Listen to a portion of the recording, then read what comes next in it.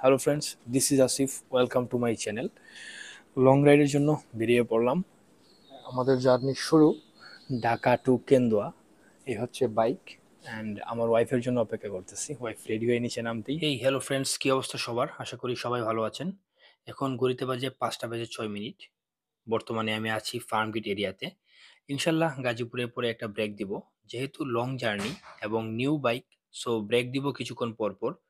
সকালে বাইর হওয়ার সময় মিটারে খেয়াল করেছিলাম 176 কিলোমিটার রান করেছি।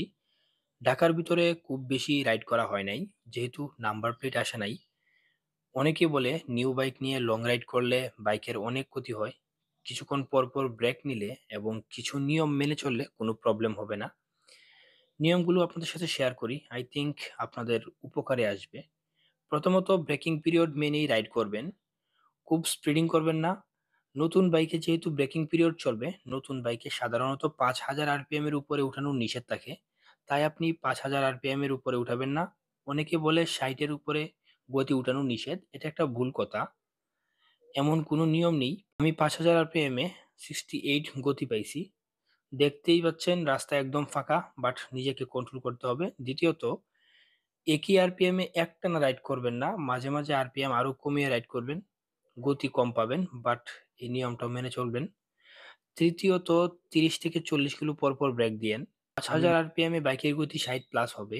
আপনি আরপিএম এর দিকে খেয়াল রাখবেন, 5000 আরপিএম এর উপরে উঠাবেন না, বাইকের গতি যতই হোক। আমি মাত্রই একটি ব্রেক দিয়ে আবার রাইড শুরু করলাম। ব্রেক দিলে বাইকের ইঞ্জিন কিছুটা ঠান্ডা হবে, এতে ইঞ্জিনের উপর চাপ কম পড়ে। অনেকেই ইঞ্জিন ঠান্ডা করার জন্য ইঞ্জিনের উপর পানি ডালে, এই কাজটা ভুলেও করবেন না। এই নিয়মগুলো মেনে রাইড করবেন। আর ব্রেকিং পিরিয়ড শুধু বাইকের ইঞ্জিনের জন্যই, ব্যাপারটা এমন নয়। একটা নিউ বাইকে আপনি রাইড করতে করতে বাইকটার সাথে অভ্যস্ত হবেন, এতে আপনার কন্ট্রোলিং আরও ভালো হবে। এটাও ব্রেকিং পিরিয়ডের অন্তর্ভুক্ত। সম্ভব হলে আপনি সিঙ্গেল রাইড করবেন, এতে আরও ভালো হবে। আমার বাইক চালানোর বয়স খুব বেশি না, এই 8-9 বছর হবে।